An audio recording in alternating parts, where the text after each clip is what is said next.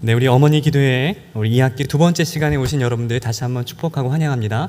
우리 옆에 계신 분들과 함께 인사를 나눴으면 좋겠습니다. 참 잘 오셨습니다 라고 인사하시겠습니다. 네, 반갑습니다. 참 잘 오셨습니다. 오늘은 더더욱 잘 오셨습니다. 말씀을 제가 먼저 같이 봉독했으면 좋겠습니다. 우리 예레미야서 33장 3절 한 절의 말씀입니다.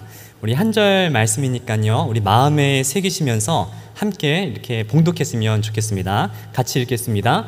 너는 내게 부르짖으라. 내가 내게 응답하겠고 내가 알지 못하는 크고 비밀한 일을 내게 보이리라. 아멘. 네, 오늘 강사 선생님을 소개하겠습니다. 소개가 따로 필요가 없을 것 같습니다. 우리 예전에는 정말 우리 대한민국 안방을 웃음으로 또 이렇게 감동으로 이렇게 함께 하셨던 우리 김정식 우리 개그맨 선생님이셨고, 또 하프타임 이후에는 또 후반기에는 하나님의 스포트라이트를 받으시면서 또 빛과 소금의 사역을 잘 감당하고 계십니다. 특별히 감사드릴 것은 이 희귀병 아이들을 위해서 항상 애쓰시고 계시고요. 또 서울기독대학교에서 또 사회복지학과에서 또 화학을 가르치는 일도 하고 계십니다. 또 파주에서 현재 예원교회를 담임하고 계시는 정말 너무나 바쁘셔서 제가 사실 작년에 모시려고 했다가 너무 바쁘셔가지고 모실 수가 없었어요. 그래서 이제 1년 반 만에 정말 귀하게 모시게 되었습니다. 그래서 우리 목사님 나오실 때에 큰 박수로 환영해 주시면 감사하겠습니다. 우리 감사 박수 드리겠습니다. 할렐루야, 반갑습니다. 안 반가우세요?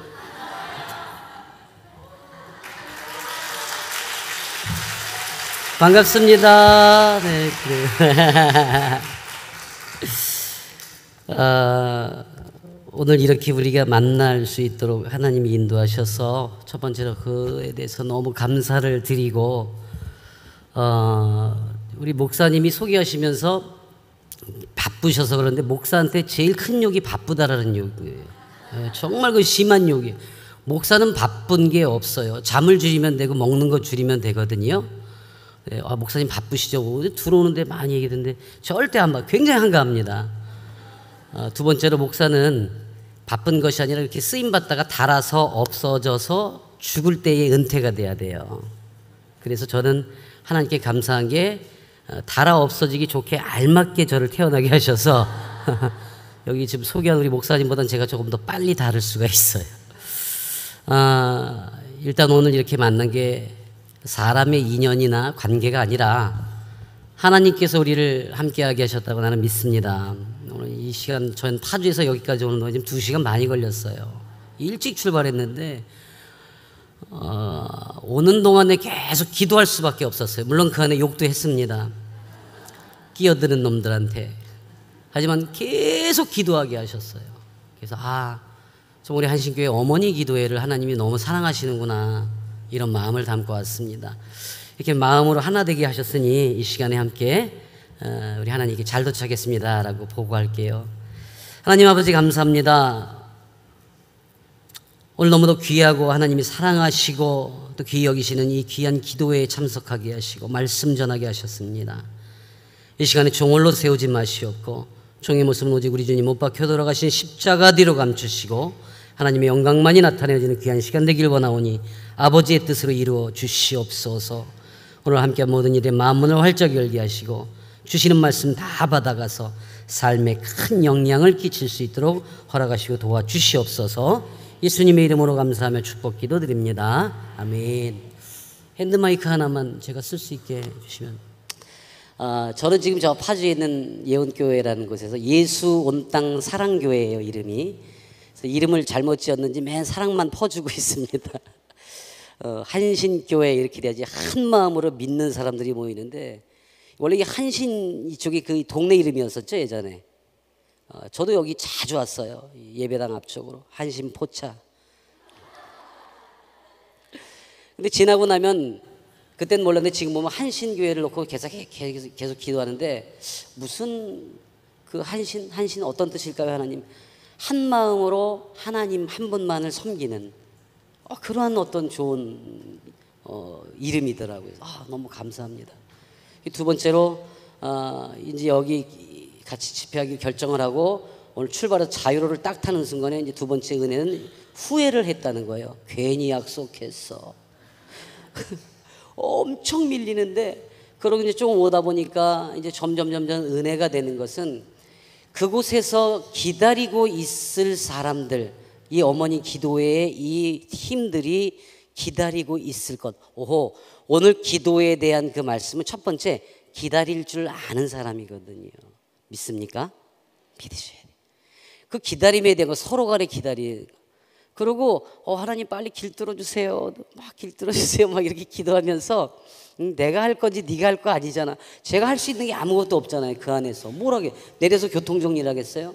아하, 기도란 하나님께서 일하시도록 기다리는 것이다.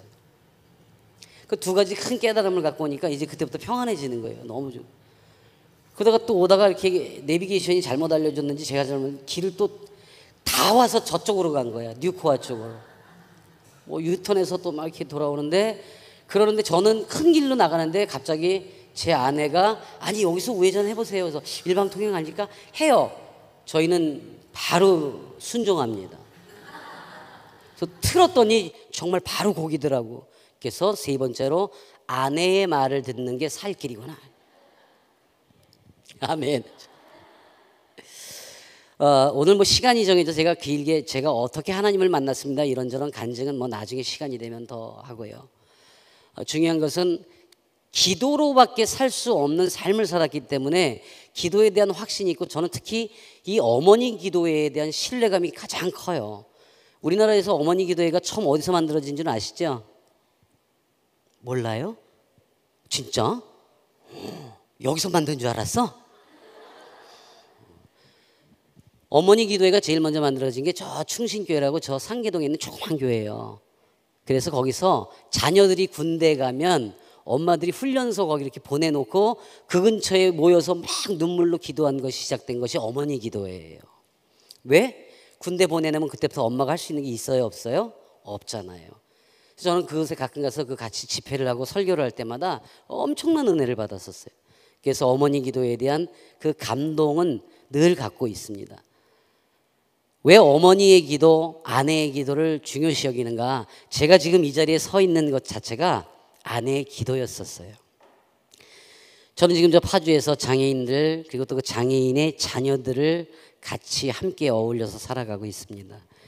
방송생활 20년 하고 딱 접고 곧바로 장애인 일을 시작을 했어요. 왜냐하면 너무너무 능력에 비해서 먹고 사는 게 막 값지니까 이것을 갚기 위해서 그렇게 시작을 했는데 이 모든 것이 정말 그 아내의 눈물의 기도가 저를 이 자리에 서게 한 거예요. 저는 어려서부터 하나님을 만날 수 없는 집안에서 태어났어요. 또 물론 저도 모태신앙이긴 합니다. 모태무당신앙이라고. 우리 집에서는 그 어머님이 이제 제가 초등학교 2학년 때 혼자 되셔서 정말 그 아들인 저를 자식이자 남편처럼 생각하고 같이만 살았어요. 거기다가 어머님이 고생하신 걸 보고 자랐기 때문에 어머님 말씀을 거역할 수도 없었고 그러니까 자연히 우리 집에서는 무슨 교회 교자 하나님의 하자만 해도 난리가 납니다. 그래서 우리 집에서는 하품할 때도 이렇게 하면 큰일 나요.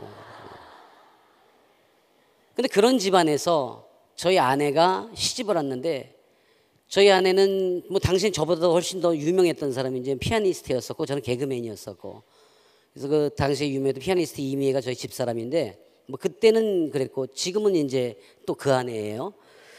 같은 아내인데 그 기자들이 오죽했으면 그렇게 신문 기사에 냈었어요. 개그맨하고 피아니스트하고 결혼한다니까 바보 온달과 평강공주의 만남 이렇게 해서 저는 그때 처음 알았어요. 내가 평강공주라는 거를. 바보 같은 여자니까 나한테 시집을 왔겠죠. 근데 우리 집에 시집을 딱 와보니까 얼마나 황당하겠어요. 우리 어머님은 새벽마다 새벽 4시만 되면 한겨울에도 목욕제기 하시고 곱게 머리 빗고 그리고 우리 집에는 이렇게 그 무당집에 걸려 있을 만한 그 그림들이 있고 뭐 촛불에 염주에 뭐 그 향에 24시간 자식 잘 되라고 그냥 새벽마다 그 테이프까지 틀어놔요. 그리고 그렇죠. 보리쌀을 줄라냐 쌀을 줄라냐 뭐 이런 거 있잖아요. 밤새 틀어놔요. 근데 그런 집에 이사를 시집을 딱 왔으니 얼마나 황당하겠어요. 왜냐면 저희 집사람은 정말 하나님을 잘 섬기고 믿고 심지어 자기가 연주회를 하고 앵콜곡이 나오면 꼭 하나님을 찬양하는 곡을 연주하는 정말 신실한 사람인데 얼마나 황당했겠어요. 한 일주일 지나서 시집 와서 어머니한테 엄마, 어머니 우리 그러지 말고 예수 만나 교회 가요. 어떻게 됐을까요? 난리 정도가 아니고 우리 어머님은 나를 뭐로 생각한다고? 남편같이. 그러니까 얘는 첩이야. 어디 첩이 감히.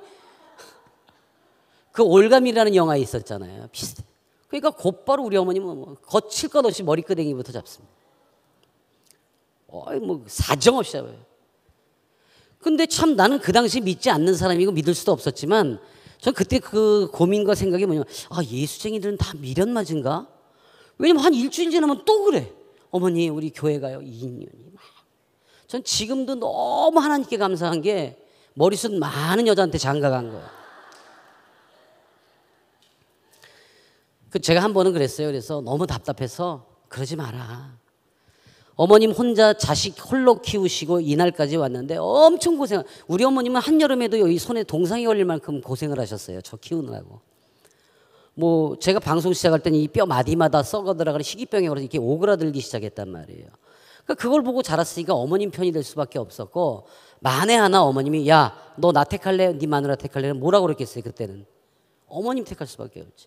왜냐면 그때는 하나님이 주신 지혜가 없으니까. 그게 제가 그랬어요. 앞으로 한 번만 더 이렇게 분란 만들면 이혼하자. 처음으로 그랬어요. 그때 입술을 꼭 닫고 더 이상 그 얘기는 그다음부터 없어. 근데 생각해 보세요. 믿지 않는 사람들의 어떤 그게 공통적인 게. 자, 아들, 딸 잘 낳고 저는 막 방송에서 승승장구하고 그 새벽마다 어머님이 보리쌀을 줄란가 하고 있고 그 저는 그것 때문에 잘 된다고 생각해서. 저는 20년 동안 단 한 번도 방송을 해서 인기가 내려가거나 그 흔한 스캔들 한 번 있었던 적이 없어요. 뭐 예를 들자면은 뭐 도시의 천사들 뭐 기억하시죠? 그것도 제가 한 뭐 4년, 5년 뭐 군인들 나오는 동작 그만도 한 3, 4년 했고 머리 쪼매고 저 이경영 꼬마 신랑 엄마 뭐 이랬던 것도 몇 년. 또 혼자서도 잘해요라는 그 프로가 있어요. 어린이 아침마다 거야 할 거야. 이거 MC를 제가 10년을 했어요. 거기다 요 뉴코어 극장에서 매년 여름방학 겨울방학마다 제 영화가 항상 붙었죠. 홍길동이다 뭐다 해서 항상 붙었어요. 그러니까 20년간 인기가 내려가 본 적이 없었어요. 그러니까 저는 그때도 어머님의 그것이 영향이 있다라는 생각을 했었고 아무 근심 걱정 없다고 생각해요. 그런데 중요한 것은 미래가 없다라는 미래가. 자, 여러분들은 미래가 있어요, 없어요?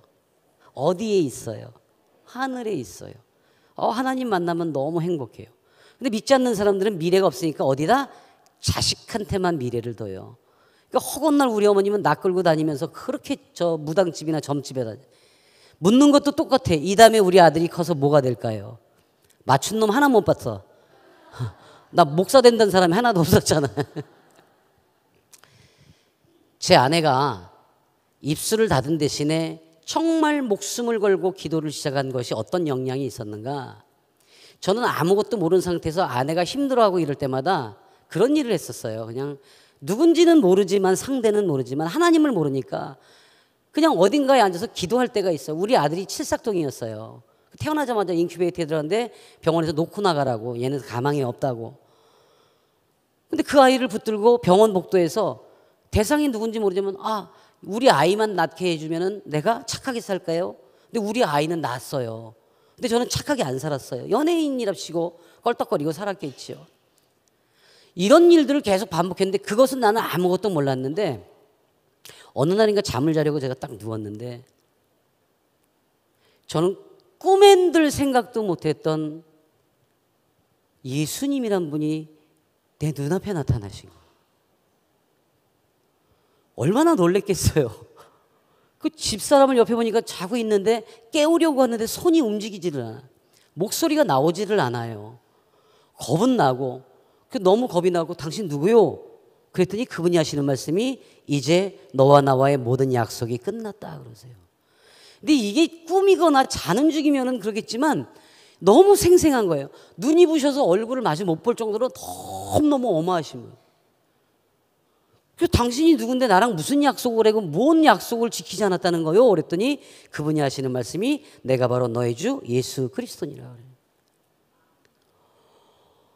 막 그 순간에 막 눈물이 나고 막 콧물이 떨어지고 막 덜덜덜 떨리는데 그 와중에도 저는 또 그런 생각이, 웃기기까지 하는, 너무 기가 막히니까. 왜냐면 이 양반이 한국말을 하잖아. 내가 알아들었으니까. 지금이야 이게 영적인 대화라고 생각하지만 그 당시에는요 너무 겁이 나기도 하고 그러니까 너무 무서운 거예요. 그래서 내가, 아니 당신은 내가 알지도 못하는 분인데 내가 무슨 약속을 했다는 겁니까? 라고 딱 질문하는 순간에 내 눈앞에 영화 필름처럼 너무 선명하게 그 지나온 세월 동안 내가 어딘지 모르게 그냥 우리 아들 붙들고 했던 것도 기도였고, 이것을 하나님께서 들으셨고 이미 그것을 응답하셨다라는 겁니다. 아주 어렸을 때에 어머님이 힘들까봐 제가 학교에 가서 뭐 공부를 하던 무엇을 하던 이때마다 그때마다 지혜를 주시고, 내가 했던 것이 혼자 중얼거린 것이 그냥 혼잣말이 아니고 하나님이 이미 선택하시고 듣고 일러주시고 다 해결 응답 주시는 기도였었다라는 겁니다. 여러분이 살아오시면서 해왔던 모든 것, 물론 지금 이 자리에 계신 분들이 기도의 생명을 아시지만 그렇지 못한 분들께도 꼭 전해야 되는 것이, 지금 이 순간에도 그들을 향해서 하나님은 계속 기도하기를 듣기를 원하고 계시는 걸 믿으시기 바랍니다. 전하셔야 돼요. 이게요, 내가 살아오면서 그럼 지금까지 방송국에서도 그렇게 잘 되고 뭐 했던 거, 이런 게 모든 게 그때마다 하나님이 간섭을 해주셨구나. 근데 나는 그것을 약속을 지켜본 적이 없는 정말 죽어 마땅한 사람인 거예요. 근데 그 순간에 우리 엄마가 탁 떠오르는 거예요. 그래서 제가 따졌어요. 나 예수님하고 싸운 사람이야? 따졌어. 도대체 당신네들 종교는 무슨 종교길래, 내가 만약에 교회 가면 우리 어머니 돌아가신다, 당신네 종교는 불효자식 만드는 종교로 따졌어요. 그때 그분이 하시는 말씀이, 어짜요 네가 그것까지 염려하느냐 그러세요. 좋습니다. 어머님이 허락하면 못 갈 게 없죠.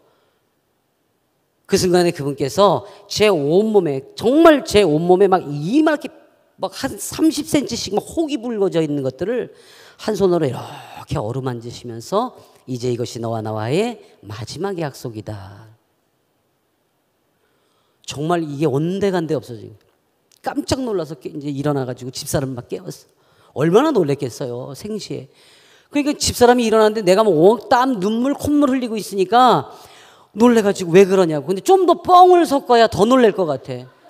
그래갖고 내가 자려고 누웠는데 예수라는 분이 나타나서 내 배에 올라타고 목을 조르면서 너 이놈의 새끼 교환 가면 죽여버릴 거야 막 이랬다고, 협박했다고. 근데 저희 집사람이 굉장히 착해요. 그럼 평상시 이런 얘기를 했으면 나를 딱 떠다밀고 나한테 자기야 요즘에 정말 피곤한 게 많아, 바빠서 그랬어, 헛것을 봤어. 왜냐면 너무 무섭고 두려우니까 그 소리가 필요했는데, 오히려 그 소리를 했더니 나를 탁 떠다밀더니 침대 밑에 내려서 무릎을 꿇더니 펑펑 우는, 바닥을 치면서 우는 거야. 그러면서 하나님 감사합니다, 하나님 이제 우리 가족을 구원하셨습니다 막 펑펑 우는 거야. 그 밤 새벽에 막 소리를 지르고 남편 죽게 생겼다는데 그렇게 막 감사하다고. 그래서 야, 보험을 많이 늘어났나 이 생각까지 했어요. 나중에 안 사실이지만 어머님께 머리끄댕이 잡히고 남편한테 핍박받고 이혼하자는 소리 듣고 입술을 닫은 대신에 그 지나온 7년이라는 세월 동안 밤이면 밤마다 목욕탕에 들어가서 수돗물을 틀어놓고 무릎에 피멍이 들고 피가 나도록 기도를 했다는 거예요. 혹시라도 남편이 들을까, 시어머니가 들을까, 뭘 조여가면서 눈물의 기도를. 여러분, 피아노 치는 사람이 손톱이 빠질 정도로 바닥을 긁고 기도를 7년간 했답니다. 하나님께서 그 기도의 응답을 주시고 생뚱 알지도 못하는 내 눈앞에 직접 나타나요. 자, 여러분 살아오면서 예수님을 직접 만난다고 생각해 보세요. 어떤 분이 어떻게 해서 목사 되셨어요? 라고 묻는 분들이 계세요. 제가 한결같은 대답은 멱살 잡혀 끌려왔습니다 그래요. 그 아내의 기도가 남편을 이 자리까지, 그 세상 좋은 거 다 내려놓고 이 자리까지 있게 했어요. 그런데 더 소중한 것은 그 아내의 기도가 하나님께서 들으시고 응답하신데 정직한 목사를 만들어주세요. 섬기는 목사를 만들어주세요. 우리 아까 목사님 소개할 때 우리 예원교회를 담임하고 있다고 그러셨는데 우리 교회는 담임 제도가 없어요. 제가 대표 성도일 뿐이에요. 섬기는. 죄송하지만 우리 교회는 월급도 안 나와. 그래서 장애인들이 모여서 예배드리고 기도드리는 그 교회를 섬길 수 있도록 가장 가장 좋은 곳에, 가장 기쁜 곳에 하나님이 저를 보내시게 한 것도 아내의 기도의 응답이었음을 나는 믿습니다. 얼마나 우리 장애인 교회하면 얼마나 좋은지 아세요? 제가 막 뭐라고 야단쳐도 말대꾸를 안 해요. 농아인들이라. 그리고 내가 막 뭐라고 약 올리고 도망가도 못 쫓아와요. 휠체어 타고 있어서. 그리고 막 이렇게 뭐 얘기하다가 좀 지루해서 내가 싹 밖에 나가서 커피 마시고 가도 몰라요. 시각장애인들이. 여러분, 이렇게 좋은 교회가 어디 있어요? 그러니까 있는 그대로 하나님 말씀 그대로 전하면 그대로 들어요. 그대로 하세요. 그리고 우리 예원교회 성도들의 그 기도가, 우리 흔히 기도빨 그러잖아요. 기도빨. 대단합니다. 그 장애인들이 몸부림치면서 기도하는 그 모습은 이래 말할 수 없어요.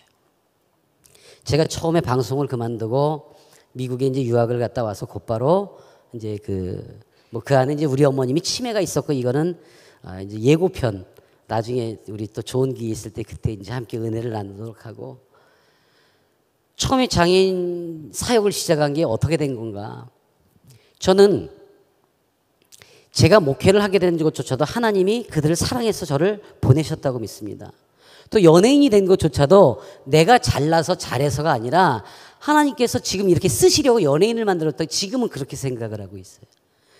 장애인들은 태어나면서부터 마음에 상처가 있죠. 근데 더 깊은 상처가 뭐냐면, 같이 가족들과 살다가 형제자매 중에서 누군가 시집 장가를 갈 때가 되면 그때서야 시설로 보내요. 그러니까 가족한테 버림받았다는 생각 때문에 마음 문을 잠고 절대 열지를 않아요. 어떤 사람이어도, 어떤 목사님이 가셔도 절대 마음 문을 안 열어요. 근데 이제 제가 가면 텔레비전에서 본 사람이 왔단 말이에요. 그럼 내가 누군지 알겠냐? 그럼 안 돼요. 나는 당신을 모르지만 하나님께서 당신을 너무 사랑하셔서 나를 이렇게 심부름 보냈다. 하나님이 자기를 아니. 그런다고. 그럼 내가 여기 어떻게 왔냐고. 그럼 막 너무 신기하죠. 막 이렇게 만져도 보고 손도 만져보고 그래요. 개그맨이었으니까 얼마나 우스웠겠어. 그럼 막 만져요. 그럼 제가 손을 잡고 우리 같이 기도할래요? 그러면 기도해달래요. 그러면 싹 끌어안아요. 하나님 아버지 감사합니다. 기도가 되겠어요? 안 돼. 하나님 아버지 감사합니다. 그때도 눈물이 터져요. 나도 울고, 이 사람은 그동안에 서러웠던 거, 가족들을 원망했던 거, 하나님을 원망했던 거, 그게 막 터지니까 막 둘이 붙들고 엉엉 울어요. 한 20분 30분 그냥 하나님 감사합니다 그러고 울어요. 그렇게 한참 울다가 딱 눈을 떠보면요, 기가 막힌 것은 우리 둘이 끌어안고 기도하고 있었는데 온 방 안에 어디서 왔는지 장애인들이 막 내 바지가랑이를 붙들고 있고 붙들고 늘어져요. 앞 못 보는 사람은 더듬더듬 거리고 오고, 다리 없는 녀석은 엉금엉금 기어오고, 땡글땡글 굴러와가지고 그 휠체어 바퀴를 붙들고 울고, 자기들도 기도해달라고. 그곳에서 하나님 기도가 시작돼요. 뜨거운 기도가, 눈물의 기도가 시작. 그리고 첫 번째라는 것이 하나님께로부터 사랑을 받으니까 어때요? 용서를 해요. 가족들을. 그러니까 가족들을 원망하니까 그 시설에 일주일에 한 번 오던 거, 와 오지 마 어쩌고저쩌고, 그러니까 한 달에 한 번 오다가 6개월에 한 번 오다가 1년에 한 번 오다가 안 와요. 그러니까 가족들하고 점점 멀어지죠. 근데 그 순간에 그 하나님의 사랑을 알고 나면 이들이 가장 먼저 가족을 용서합니다. 제가 그래요. 가족이 오면 이게 괜찮아, 나는 하나님과 관계 있어, 너무 좋아, 행복해, 이 얘기를 항상 하라고. 그 장애인들이 변화가 돼요. 그러면 와요.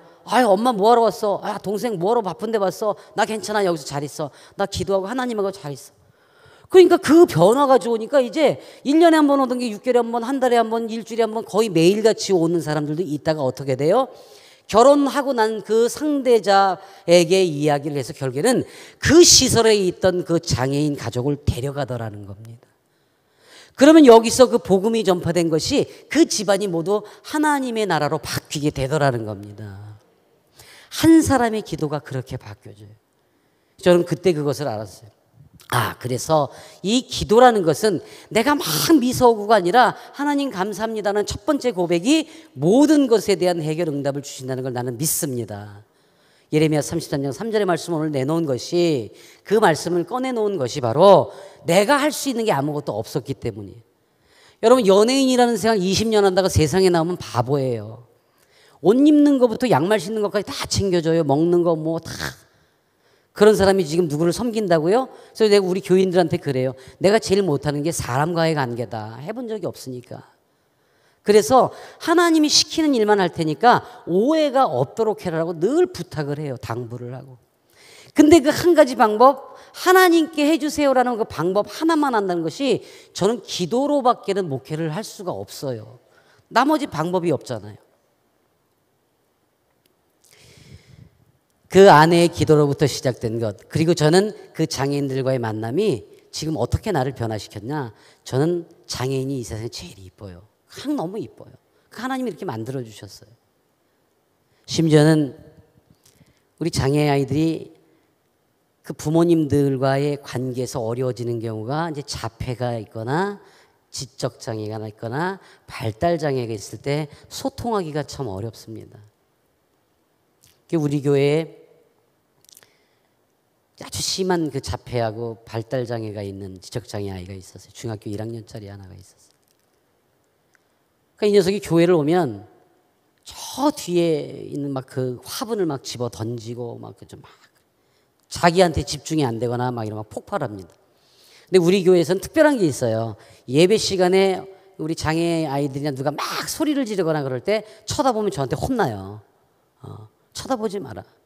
그들은 그것이 예배 방법이다.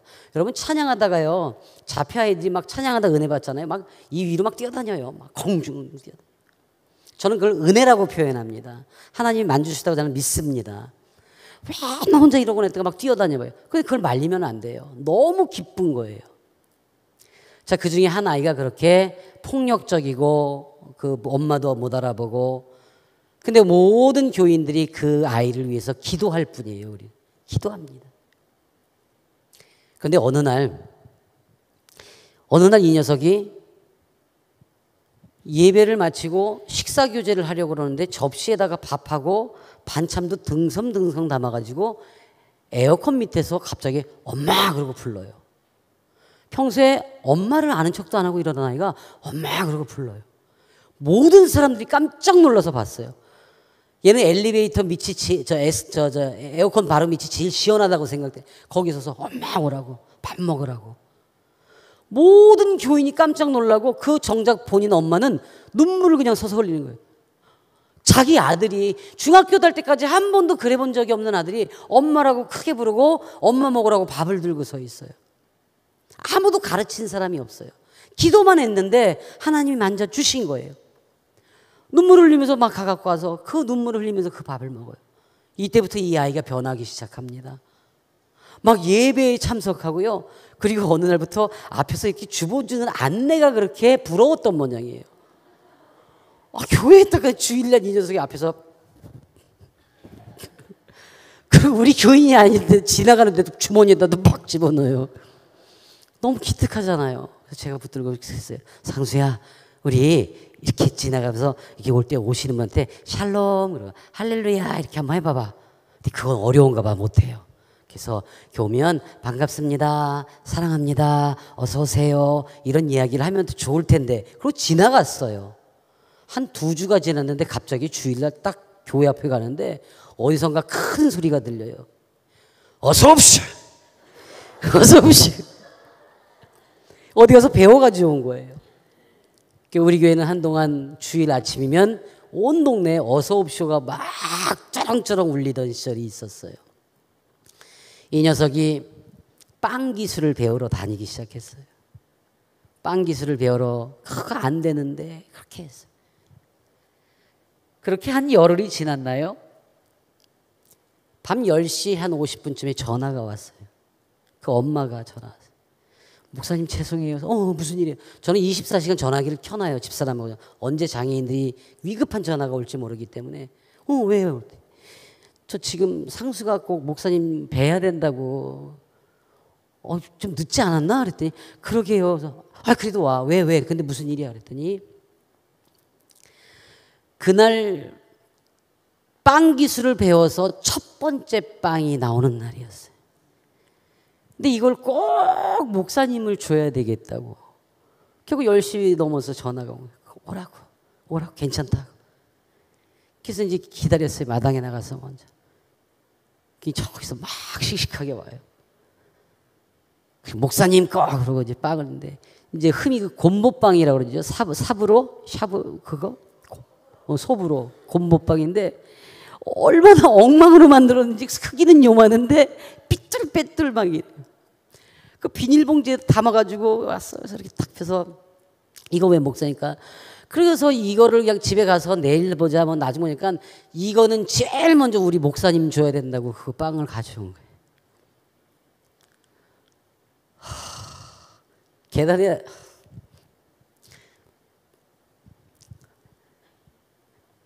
계단에 앉아서 이걸 탁 깨무는데 와 이게 하나님이 내주신 만나인가?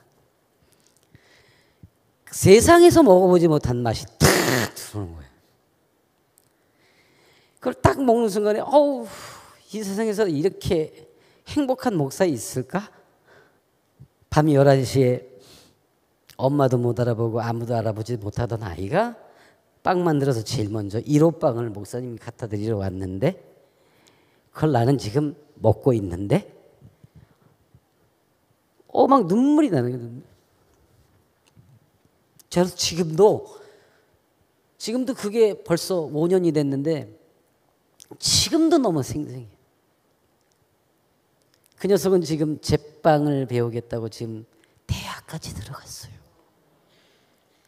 사랑하는 여러분, 기도가 어미의 기도와 함께하는 사람들의 기도와 그 얄궂지 못한 이 목사의 기도가 하나님의 마음을 흔들으셔서 아무것도 할 수 없는 아이가 지금은 그 멋진 그 셰프 모자 쓰고 제빵사가 되고 있어요.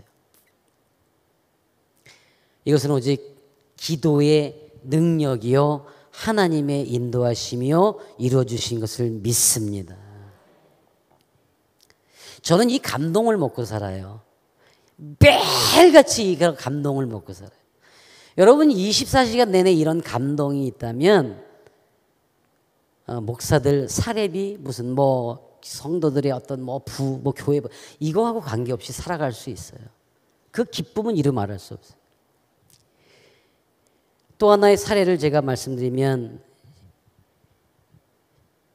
제가 그 강의를 하고 있는 학교에 굉장히 똑똑했던 아이가 교통사고를 당해서 이 뇌가 함몰이 돼가지고 지적장애가 왔어요. 그래서 갑자기 7살짜리가 돼버렸어요. 외국에 유학까지 중학교부터 유학을 갔다가 왔는데 이제 방학 때 왔다가 이제 버스 오는 걸 이렇게 보다가 이제 버스가 치고 가는 바람에 이제 함몰이 됐어요. 그 똘똘하고 이쁜 여자애가 7살짜리가 됐어요. 근데 그 엄마 아빠가 그렇게 기도를 많이 하시던 분들, 교회를 열심히 섬기던 분, 얼마나 청청병력. 그러니까 하나님을 원망하고 교회도 나가지 않게 됐는데 어느 목사님을 통해서 학생으로 받아줄 수 있는가. 자격은 되지만 수업을 못. 그 당시에는 제가 저 지방에 있는 어느 대학의 그 종합예술학과 학과장으로 있을 때예요. 근데 영상 편집 같은 거는 무슨 장애 아이들이 훨씬 더 잘해요. 집중력이 있고 그 애들이 귀찮으니까 화장실을 자주 안 가요. 그래서 일을 오랫동안 해요. 그래서 제가 조건을 달았어요. 엄마 아빠의 기도가 있다면 내가 얘를 받아주지만 아니면 안 받겠다 했더니 엄마는 하겠다는데 아빠는 이미 그 딸 외동딸이 얼마나 이미 알코올 중독자가 됐어요. 그래도 노력하십시다. 그럼 받겠어. 그리고 우리 기도로 한번 해봅시다. 얘는 수업 시간에 다른 아이들 다 할 때 그냥 가만히 앉아있어요. 자, 이 영상이나 이런 거는 조편성을 해서 해야 돼요.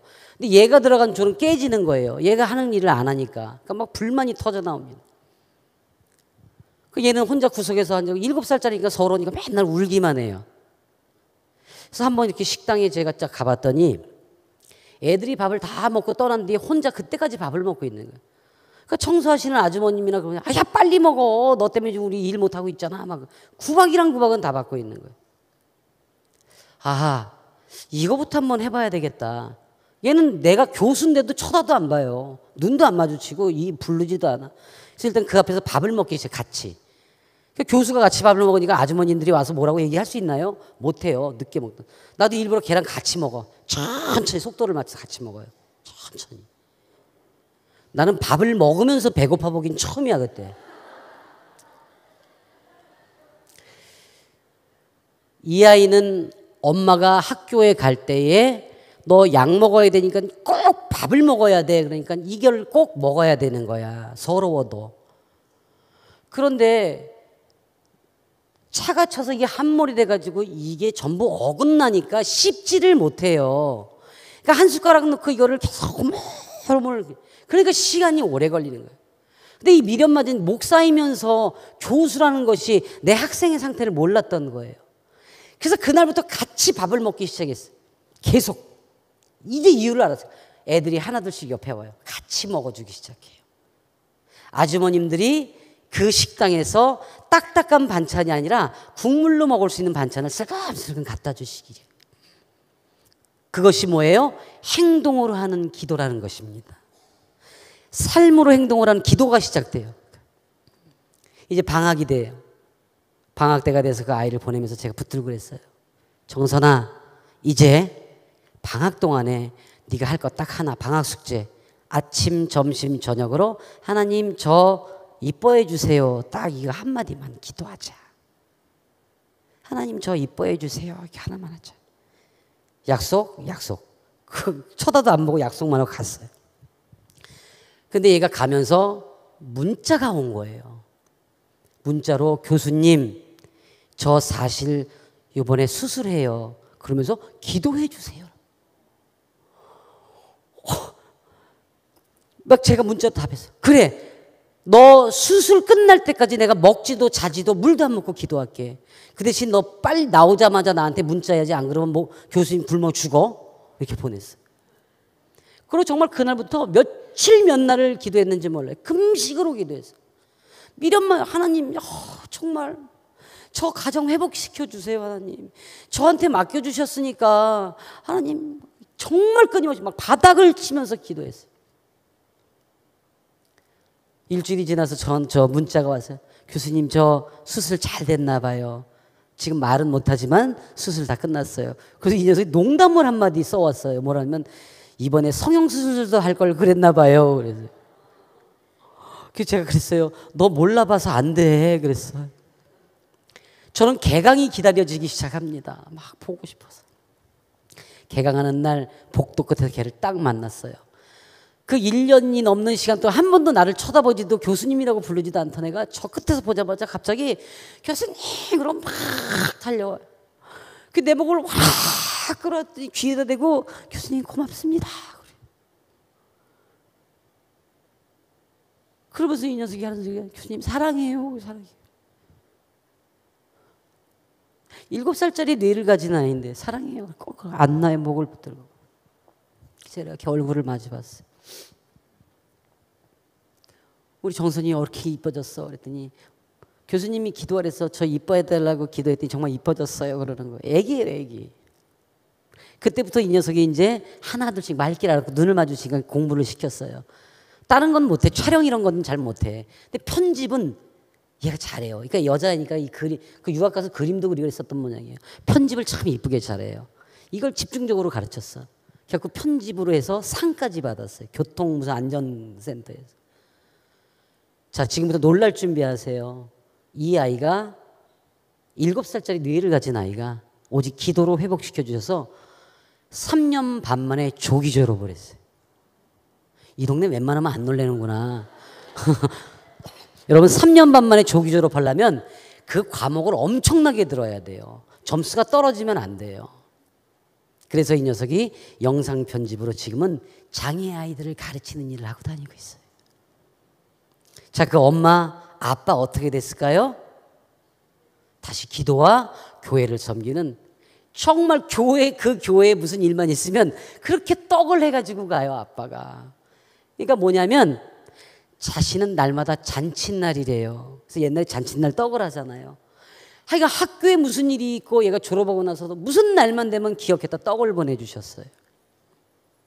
그 기도가 한 아이의 생명을 살리고 하나님이 붙잡아 주시니까 한 가정이 되살아나더라는 겁니다.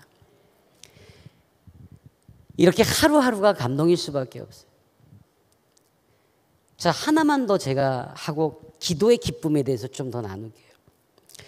지금 우리 교회는 그 장애인들도 섬기고 있지만 또 그들이 일을 할 수가 없어요. 그래서 그들이 일을 할 수 있는 회사를 만들기 위해서 10년간 기도하면서 왔어요. 그래갖고 지난달에 저 남양주에 있는 어느 회사에서 10억을 투자해서 장애인 회사를 만들어 주셨어요. 나 거기 공장장이요. 근데 하나님이 그것을 이루어 주셨기 때문에 제가 무엇을 해야 될까 준비해서 제가 제일 먼저 그 사장하고 그럼 한번 연구해 볼게요 하자마자 제가 운전면허 학원 가서 운전학원 가서 포크레인하고 지게차 운전면허를 땄어요. 그 사장을 두 번째 만났을 때 그걸 딱 내밀고 나 이것까지 땄는데 회사 차려주지? 그래서 할 수 없이 차려줬어요. 놀라운 것은 그 10년의 기도가 어떤 열매냐. 이 사람이 사실은 개성공단의 공장을 갖고 있다. 그때 쫓겨나면서 맨몸을 해서 빚을 졌어요. 43억인가를 졌는데 결국 불량자가 됐는데 어렵게 거기서 그 일을 하고 있었는데 이번에 뭐 빚 탕감하는 뭐가 하나 생겼잖아요. 경기도에 1호가 돼서 그것을 다 탕감받았어. 그랬더니 그게 얼핏 맨날 술로 살다가 생각해 보니까 어머님이 언젠가부터 어머님이 권사님이셨어요. 그러니까 돌아가시기 전까지 그렇게 자식들을 위해서 기도했던 게 생각이 나더래요. 그래서 이렇게 찾다 보니까 자기 형 친구 중에 하나가 목사인데 보니까 장애인들을 섬기고 있더래요. 그래가지고 저한테 연락이 온 거예요. 그래서 그 비탄감 받은 걸 그대로 돌려주고 싶다고 그래서 세워졌는데 우리 교회 장점이 뭔지 아세요? 누워 있어도 일을 할 수 있어요. 그러니까 그 일을 하기 위한 회사가 아니라 장애인을 고용하기 위한 회사예요. 그래가지고 뭐 장애인들 모여서 건축 같은 거 아파트 지을 때가 안전망 만드는 회사인데 우린 거기에 들어가는 거 안전벨트로다가 이렇게 한 띠만 챙기면 돼요. 또 재봉틀도 할 수 있고 하는 사람들이에요. 우리는요 점심시간이 2시간이에요. 점심 먹고 1시간 동안에 막 춤도 배우고 그림도 배우고 다 해요. 그 출근 시간도 지 마음대로 해요. 그 시간만큼 하고 가면 돼요. 월급은 일반인들하고 똑같아요. 그리고 자녀나 부모님이랑 같이 출근해도 돼요. 그 옆에 거기서 같이 밥 먹고 그냥 놀면 돼요. 쉬고 싶을 때 아무 때나 쉴 수 있고 간식이 잔뜩 있어 아무 때나 먹을 수 있어요. 나는 무슨 컵라면을 간식이라고 생각하고 12개 먹는 사람 처음 봤어. 하나님이 이루어 주십니다. 믿으십니까? 그 어려운 게 다 이루어지는데 그래서 지금 우리가 또 하나 시작한 것이 바로 무엇인가 하면 제일 중요한 거 이제 교회가 해야 되는 것 장애인 부모의 자녀들이 보호를 못 받아요. 법적으로 지원하는 것도 없어요. 그러니까 부모가 지적 장애인이고 이렇게 만나면 아이가 장애가 없는데 생활 장애가 와요. 환경적 장애가 옵니다. 말이 어눌해지거나 지능이 떨어지는 경우. 또 애들을 데리고 어디 못 가니까 애들이 사회적으로 자꾸 격리가 돼요. 그러다 보니까 어떤 현상이 일어나요? 학교에서 왕따를 당하고 점점 처지게 됩니다. 이거의 시작은 우리 교회 그 뇌병변 장애에다가 하지 장애가 있는 1급 장애인이 계세요. 근데 와이프가 지적 장애가 좀 심해서 좀 폭력을 휘둘러요. 그러니까 그래서 쫓겨나가지고 아이들이랑 목욕탕을 전전하는 아빠를 누가 신고를 해줘서 우리 교회로 모시고 왔어요. 근데 그 집 아들이 초등학교 4학년입니다. 근데 이 녀석이 얼마나 거친지 또 아빠 때문에 자기가 학교에서 무시당하고 왕따당하니까 서러움하고 원망이 여기까지 차 있는 거예요. 이 녀석이 한 번은 그 아빠한테 그러더래요. 내가 20살 돼서 어른 되면 제일 먼저 아버지하고 아버지 친구 같이 사는 저 장애인 둘 다 죽여버릴 거라고. 아버지가 와서 그 얘기를 막 울어요. 목사님 어떻게 해야죠? 밖에 나가서 막 얘는 뭐 그냥 폭행, 폭력 막 그 초등학교 4학년짜리. 그래서 그 아이를 붙들고 이야기가 얘기가 안 돼요.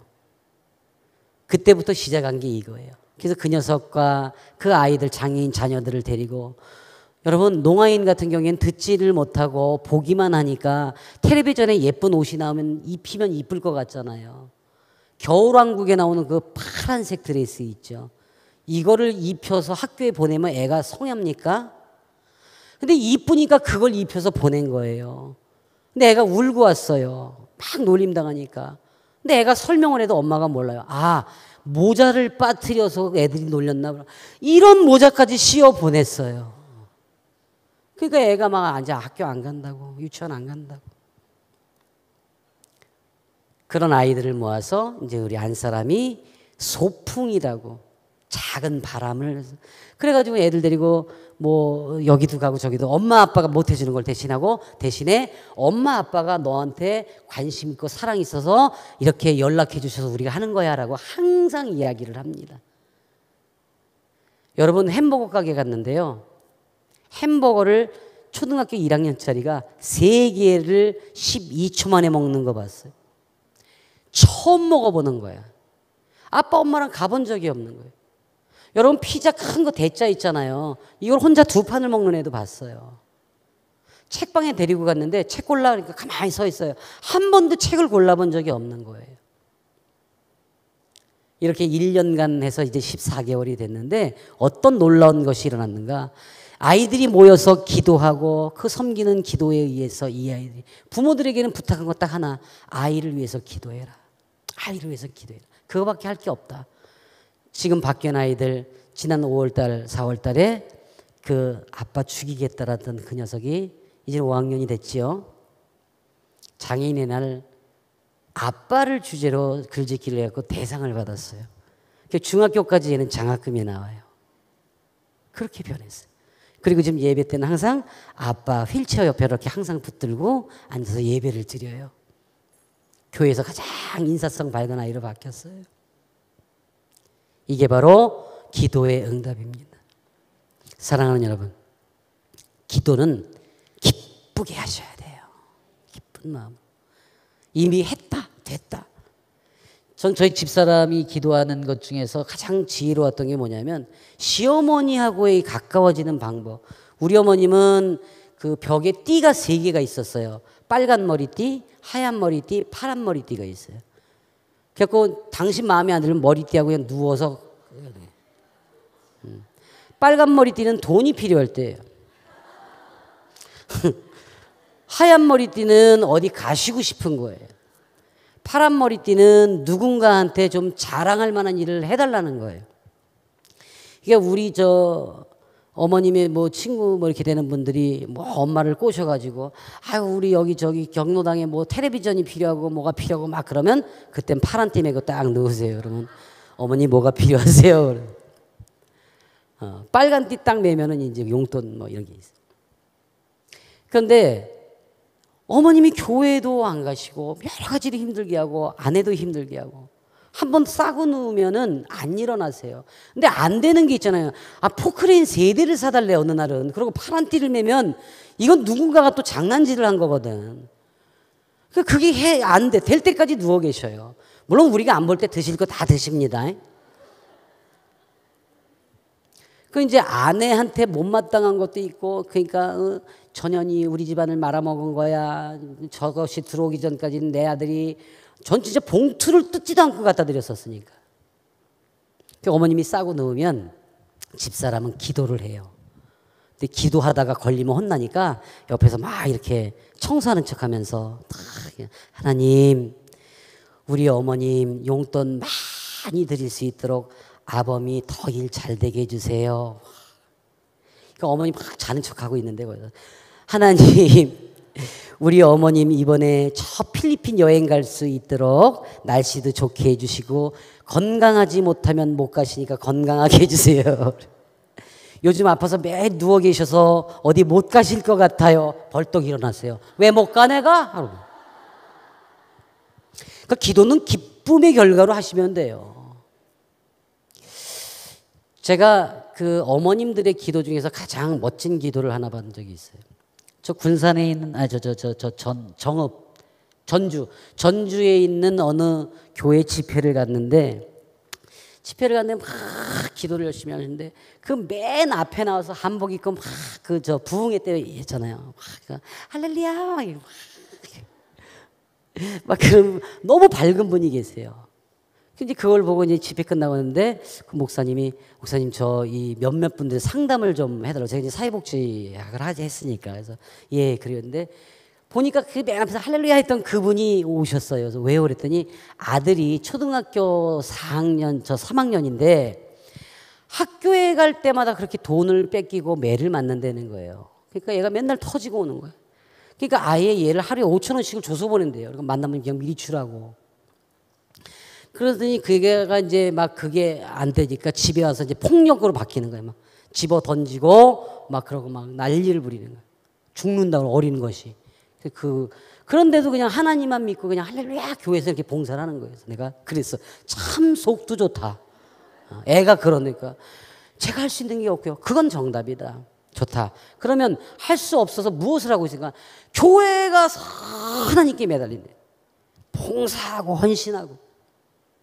그럼 아이한테는 그냥 아이한테는 아이한테 기도를 해라.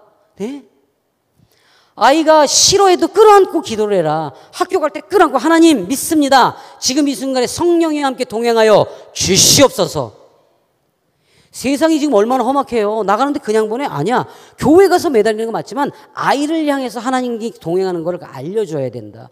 갔다 들어오면 승질나니까 애가 신발 막 벗고 이럴 때 강제로 끌어안고 기도해라. 하나님 감사합니다. 무사히 보내주셔서 지금도 함께 하심을 믿습니다. 이거를 계속 기도해라. 그러니 거기 왔어요. 그리고 한 2달인가 3달 지났는데 전화가 왔어요. 그 할렐루야 그 집사님이에요. 목사님 막 다 왜 그러니까 우리 아들이 변했어요. 우리 교회가 변했어요. 뭐냐 그랬더니 간증을 하는데 이 아이한테 정말 막 땡깡 부리고 끌어안고 지금도 함께 동행하심을 믿습니다. 동행하여 주시옵소서. 늘 함께하여 주시옵소서 기도했더니 이 아이가 어느 날 학교를 가는데 맨날 의뢰로 돈을 주고 얻어맞고 그랬는데 딱 가는데 형들이 중학교 형들이 딱 섰고 야 똑같이 일로 와 그랬더니 얘가 안 가고 딱 그러더래요. 형들 이거 나쁜 짓이에요. 하나님이 싫어하세요 그러더래. 얘들이 볼 때 얼마나 웃겨. 이게 일로 안 와? 일로 와. 형 나쁜 짓 그만하세요. 이 자식을 확 때리려고 그러는데 평소에 엄마가 집에서 했던 기도를 얘가 들었을 거냐. 갑자기 얘가 주여 주여 그러고 이제 안 맞으려고 확 꿇어 앉았는데 방언이 터졌어. 주여 얘네들이 볼 땐 어때요? 지들이 때리려고 겁먹어서 얘가 간지라는 거야 지금. 그러니까 무서워서 도망간 거야. 그 얘가 이제 집에 나중에 와서 엄마 내가 형들이 와서 때리려고 했는데 내가 쭉 그랬는데 막 이상한 소리 했는데 형들이 다 도망갔어. 끌어안고 그 집사님하고 하나님 감사합니다. 뭐 어떻게 그러니까 뭐 엄마가 맨날 하나님이 나랑 같이 계시다며. 여기서 끝나는데 이 녀석이 그 다음날부터 그 형들을 쫓아다니네. 놀이터도 가고 오락실도 가서 애들면 형 하나님이 형들 불러오래. 근데 얘 잘못하면 또 그럴까 봐 애들은 피하기 시작을 하는 거예요. 끈질기게 그렇게 따라다녀. 근데 그중에 잘 나가는 그 녀석이 하나가 교회를 온 거예요. 왔는데 은혜를 받은 거야. 거기 청년 중고등부 그 전도사님이 막 기도해 주는데 이 녀석이 울기 시작하는 거야.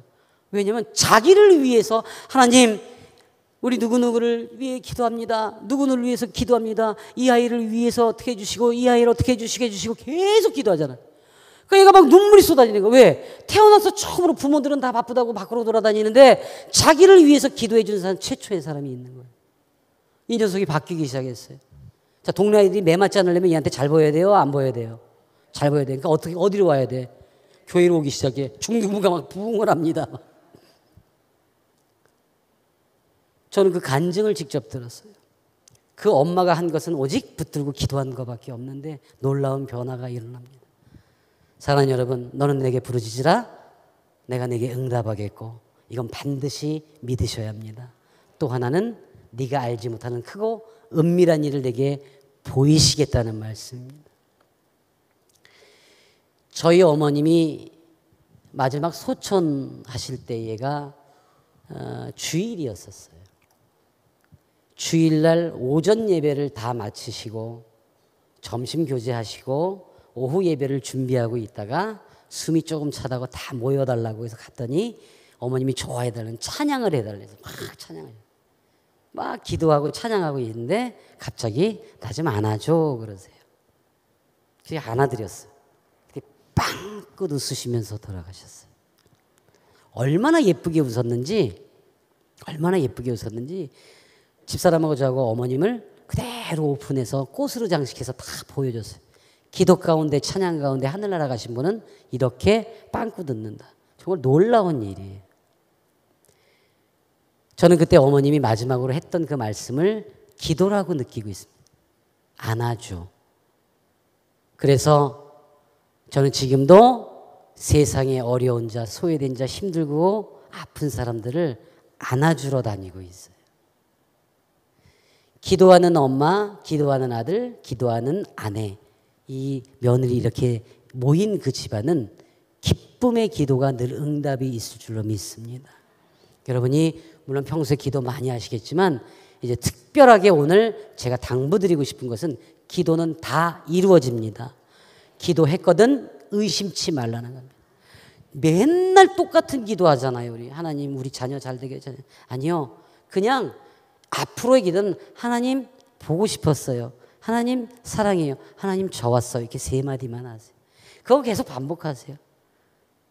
아니 하나님께 맨날 될 때까지 그거 붙들고 맨날 이미 아십니다. 믿으십니까? 기다려야 돼요. 왜? 내가 그것을 감당할 수 있을 때까지 성장하도록 기다려야지 되는 것을 믿으시기 바랍니다. 하나님 보고 싶었어요. 하나님 저 왔어요. 하나님 사랑합니다. 그리고 요만한 것조차도 감사합니다. 그래서 그 감사한 것은 작은 것도 나누기 시작하시면 돼요. 여러분들은 지금 얼마나 큰 축복의 사람들이에요. 여러분들이 지금 앉은 자리 이렇게 보고 우리 보면 어유 저 쇠파이프가 몇 개 하나 둘 셋 넷 다섯 여섯 엄청. 저는 이렇게 좋은 환경에서 좋은 목사님들과 좋은 찬양팀들과 함께 찬양할 수 있고 기도할 수 있는 이 시간에 모인 여러분들이 하나님께서 가장 기뻐 축복하셔서 나는 믿습니다. 우리 예원교회는요, 기도 한번 하려면요, 소리내서 기도 한번 하려면요, 3분에서 5분이 걸려요. 입술 닫을 때까지. 하나님 모르실까요? 하는 동안에 알지요. 여러분이 지금 기도할 수 있는 그 자체를 기쁨으로 축복으로 여기시기 바랍니다. 우리가 좀 더 많은 시간이 있을 때에 그 기도의 축복. 저는 지금까지 살아온 것은 단 하나 아무것도 없고 오직 기도와 말씀으로만 살아서 지금 욕먹지 않는, 요즘에 욕먹지 않는 목사가 제일 훌륭한 목사예요. 그지요? 욕먹지 않는 목사로 잘 살아가고 있습니다. 여러분들이 주셨던 사랑이 너무 커서 하나님께서 그것을 그대로 옮기셔서 그 사랑 다 나눌 때까지. 여러분들, 우리 교회는 지금 출석하고 있는 그 우리 교인들은 뭐 50명, 60명밖에 안 돼요. 장애인들 또 섬기는 분들. 근데 우리 성도는 몇십만 명이 넘어요. 왜냐하면 제가 집회를 다닐 때마다 꼭 부탁하는 것이 우리 예원교회와 장애인과 자녀들을 위해서 기도해 주십시오. 여러분들 기도해 주실 거죠? 그럼 이제 여러분들도 우리 예원교회 교인이란 말이에요. 같은 하나님, 한 분이신 하나님. 여러분들 기도해 주시고, 또 제가 잘 안 하는데 오늘은 이 한신교회 여기는 압구정동이랑 가깝죠. 그래서 좀 부자들이 많을 것 같아서 이걸 가져왔으니까 후원하는 건데 그냥 저 쑥스러워서 이거 잘 얘기 못하니까 눈에 띄면 후원하세요. 우리 말고도 여기저기에다가. 기도하면은 다 응답 주시고 우리 이제 회사도 생기고 그런 것처럼 여러분들 한 분 한 분이 아까 보니까 자녀에게 줄 최고의 선물은 기도입니다. 거기 하나 더 붙일게요. 여러분들의 자녀는 하나님의 선물입니다. 그래서 그 소중한 것을 열어보기 전에 기도하셔야 되잖아요. 그래서 지금 이 순간에 여러분들이 할 수 있는 건 딱 한 가지, 오직 기도밖에 없어요. 여러분들의 자녀와 가정과 여러분의 삶이 기도 가운데 모든 것에 응답받고 다 이루시기를 다시 한번 예수님의 이름으로 간절히 축원합니다. 아멘. 하나님 아버지 감사합니다. 오늘 함께한 이 시간 우리 주님이 함께 하셨고 또 기도가 생명인 걸 아는 이 귀한 주의 자녀들이 모였사오니 이제 기쁨으로 기도하게 하시고 기다리게도 하시되 반드시 응답 주셔서 그 귀한 열매로 세상에 으뜸되는 주의 자녀가 되어가 살아갈 수 있도록 허락하시고 도와주시옵소서. 예수님의 이름으로 감사하며 축복 기도드립니다. 아멘. 우리 주님께 영광의 박수 올립니다.